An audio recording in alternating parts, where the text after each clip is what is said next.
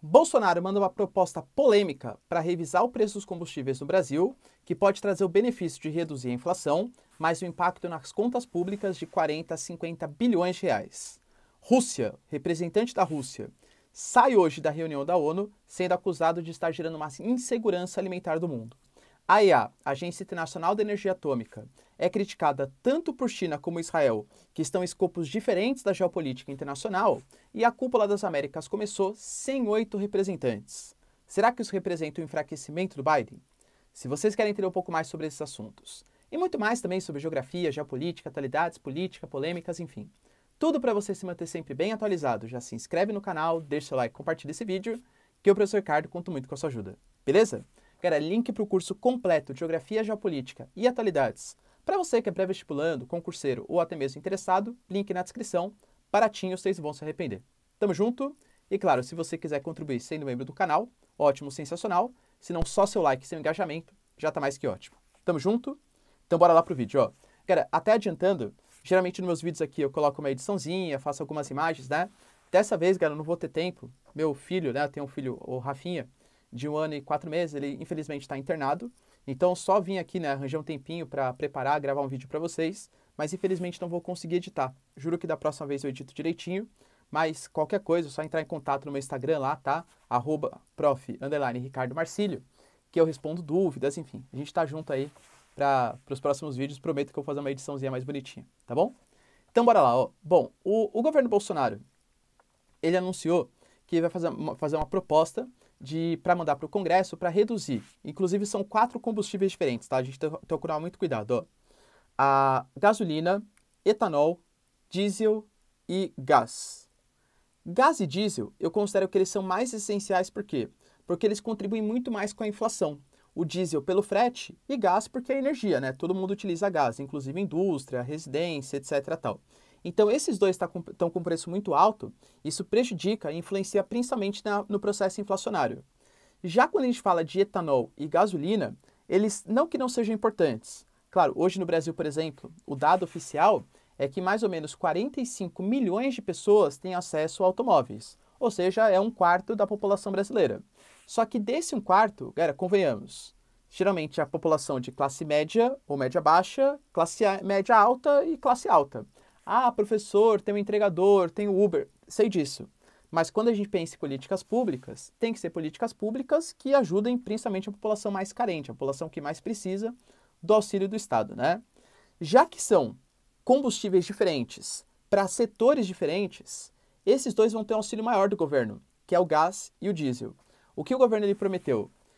Em tese, o ICMS que os estados deveriam cobrar, considerando que são itens essenciais, deveria ser 17%.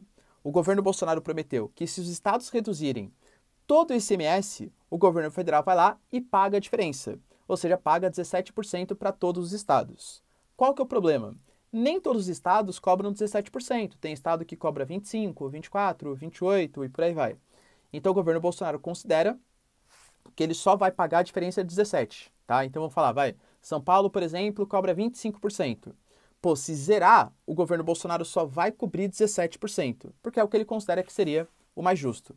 Já para esses dois, o governo Bolsonaro ele prometeu que se os estados reduzirem os impostos, o ICMS, sobre gasolina e sobre etanol, o governo Bolsonaro também se compromete a reduzir, a zerar o PIS, o COFINS e o CID, que são os impostos federais, tá? Se tudo der certo, né, os estados reduzirem, concordarem, for aprovado, isso pode trazer um impacto nas contas públicas de 40 a 50 bilhões. Professor, isso é bom ou isso é ruim? A gente tem que ter um papo muito franco aqui e saber que a minha análise é uma análise técnica. Ah, professor, você tem preferências políticas? Claro que eu tenho. Mas eu consigo discordar, pessoal, tanto da esquerda quanto da direita, falar mal dos dois, né? Quando eu julgo que a coisa está correta. Por exemplo, a gente não pode esquecer que não sei com nada a ver com o vídeo, né? Mas só para vocês entenderem, que o governo Dilma, quando percebeu que a inflação estava indo lá para o alto, foi lá e interferiu na Eletrobras e na Petrobras, obrigando as empresas a venderem energia ou combustível a um preço mais barato do que era praticado pelo mercado. O que isso gerou? Uma queda das ações, uma queda do valor e um prejuízo para essas empresas. Ah, professor, mas o que interessa é a sociedade. Cara, não existe estatal que tenha prejuízo. Se a estatal está tendo prejuízo, alguém vai ter que pagar esse prejuízo. Prazer. A gente, né? Povo. O povo que paga o prejuízo através da inflação, através do aumento dos impostos, da emissão de dívida por parte do Estado, que gera desconfiança, fuga dos dólares e desvalorização do real, tá? Então não existe estatal tendo prejuízo. Isso é uma coisa que tem que estar bem clara na cabeça de vocês. Bom, nesse caso, da onde que vai vir esse dinheiro? O governo alega que são de gastos extraordinários, receitas extraordinárias. Da privatização da Eletrobras, eu acho muito perigoso, porque ela nem aconteceu ainda, a gente não sabe exatamente quanto que ela vai angariar de fundo, quanto que vai levantar, ou de dividendos da Petrobras. Lembrando que o Estado, quando a Petrobras lucra, isso é bom para o Estado também, porque o Estado é o acionista majoritário, então o Estado tem bastante dividendos, bastante lucro. O que está sendo feito com esse dinheiro hoje? Pô, se isso aqui for utilizado, o dividendo da Petrobras, para baixar o preço, principalmente do gás e do diesel, né, que dá o frete e a energia, sensacional, galera, sensacional, isso é mais que bom, tá? Agora, fazer uma política pública para baixar o preço da gasolina e do etanol, eu, Ricardo, vejo que é muito mais uma questão eleitoreira. Governos são populistas, não tem o que fazer, né? Possivelmente o Lula faria a mesma coisa, talvez tivesse feito até antes, não é isso que eu estou discutindo. Mas governos são populistas. Poxa, a medida, ela vai até o final do ano. Por quê 6 meses? Daqui 6 meses parou de aumentar o preço dos combustíveis? Ou coincide exatamente com o fim do processo eleitoral? Tá? Essa medida de angariar 40, 50 bilhões, parte dela vai beneficiar essa galera tipo mais rica, né? Classe média, média alta, tal. Eu sei que tem Uber, entregador, tal, mas a política pública tem que ser feita para beneficiar principalmente os mais pobres. Pô, e se a gente colocasse uma grana a mais, por exemplo, esporádica no Auxílio Brasil? Porque o que está impactando mais não é a inflação? Então dá dinheiro para a população mais pobre, vindo do dividendo da Petrobras, da privatização da Eletrobras, enfim, tá?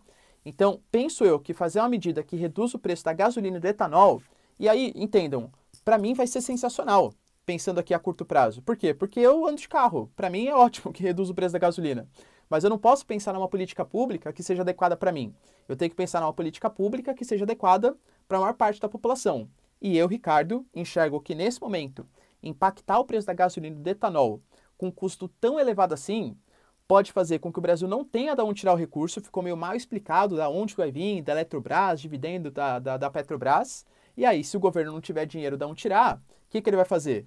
Criar imposto não vai, porque é ano eleitoral, vamos ser sinceros, ou então, ou ele vai emitir papel-moeda, e quando ele emitir papel-moeda, desvaloriza o dinheiro de todo mundo. Então, se a medida era para não gerar inflação, vai acabar gerando inflação pelo outro lado, porque está emitindo dinheiro, ou emitindo dívida. E aí, emitindo dívida, gera desconfiança, quebra a austeridade fiscal, e aí dólares saem do Brasil, diminui o preço do real frente ao dólar, que também colabora com a inflação.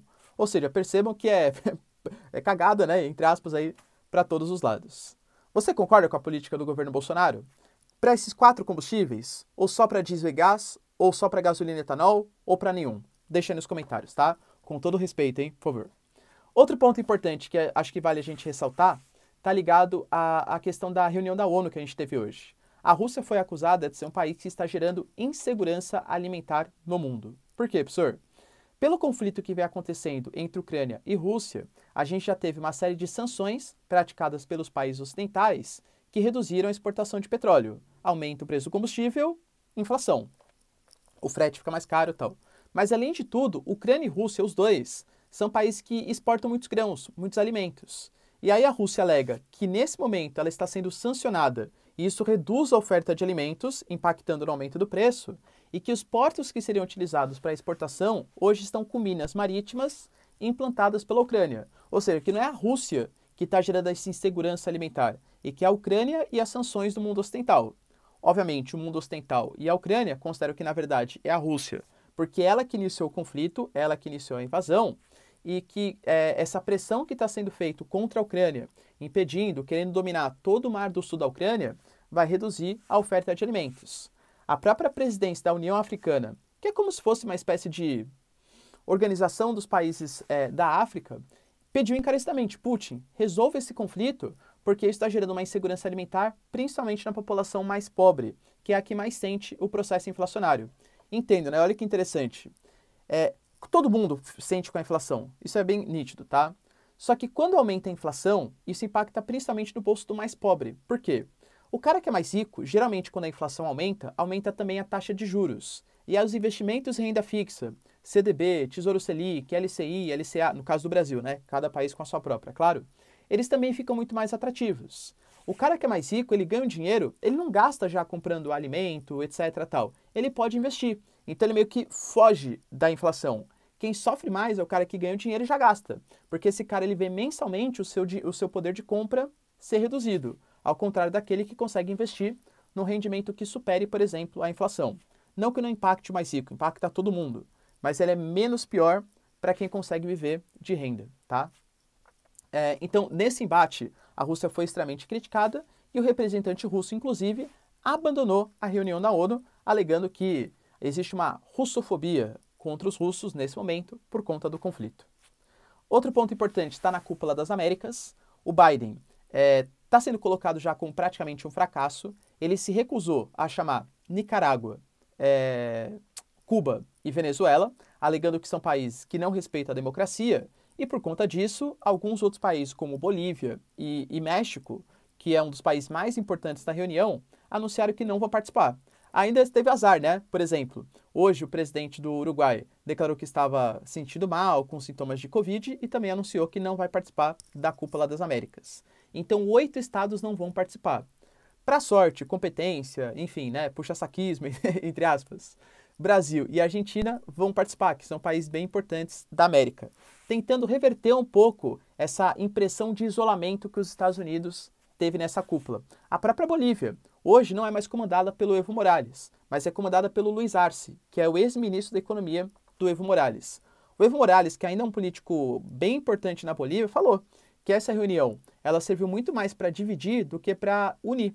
A ideia não é uma cúpula das Américas, então por que não participar alguns países que discordam politicamente dos Estados Unidos? Você acha que Cuba, Venezuela e Nicarágua deveriam participar da reunião, mesmo tendo algumas afrontas, segundo os critérios da democracia ocidental, de desrespeito aos direitos humanos? Deixa aí nos comentários, tá? Quero saber sua opinião. E para finalizar o nosso vídeo, a AIEA, que é a Agência Internacional de Energia Atômica, ela está sendo contestada tanto por Israel quanto por China. No caso de Israel, o grande temor é acerca do Irã, tá? O Irã, desde que o Trump rompeu o acordo lá em 2018, ele voltou a enriquecer urânio com muita força, inclusive acima de 60%, com a possibilidade de desenvolvimento de arsenal nuclear, bombas nucleares. Israel está meio que cansado de ter o Biden tentando fazer o acordo, o mundo praticando sanções, mas não sanções efetivas. E o Bennett, que é o atual primeiro-ministro de Israel, deu um ultimato. Falou, ou vocês resolvem essa questão com o Irã nesse momento, ou você é obrigado a fazer justiça com as próprias mãos. Ou seja, fazer um ataque unilateral, porque, claro, o Irã, mesmo se tivesse um acordo, já falou, a gente não vai parar até vingar a morte do general Soleimani. O Irã não parece mais aquele Irã de 2015, que fez um acordo com os Estados Unidos. Aparentemente é um Irã muito mais radical nas suas premissas. É o Irã que está muito mais voltado a fazer um ataque sistemático ou à Arábia Saudita, ou a Israel, ou mesmo os Estados Unidos. Então Israel ameaçou e pode atacar unilateralmente o Irã. Lembrando que a Rússia, nesse momento, é um aliado do Irã, hein?